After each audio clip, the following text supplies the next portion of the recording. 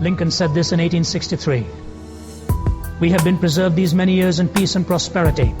We have grown in numbers, wealth, and power as no other nation has ever grown.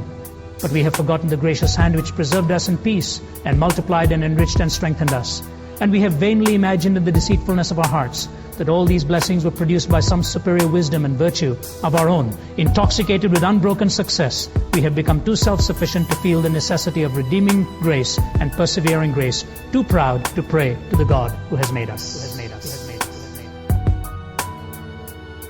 Personal disavowal. Is there somebody here like that this morning? Where you have come to a point in your life where sitting where you are, you say, in the ruthless honesty of my heart, I really can't buy into this with my life. Portions of it maybe, I cannot come to the point of whether this God is really who he claimed to be,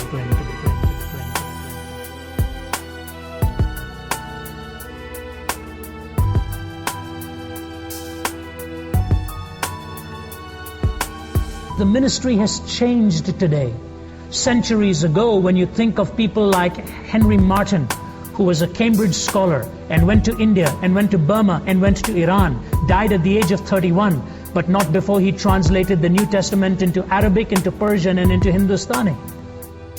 Dragged across a desert in chains, gave up the girl he loved because she didn't want to go to the countries he was going to. He gave up the girl he loved in order to go. I think of C.T. Studd, the great cricketer who gave up that brilliant career in cricket and was the captain of the Cambridge University team. He was a very wealthy man. C.T. Studd gave the money he had, part of it, for the starting of Moody Bible Institute. He gave up all of that and went on to Africa. But we've come a long way from there. That's all I'm trying to say.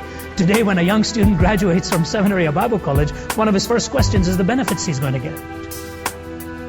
And it used to be in times gone by where the minister would get in and demand, first ask, do I have what it takes to make this kind of sacrifice and commitment? Things have changed.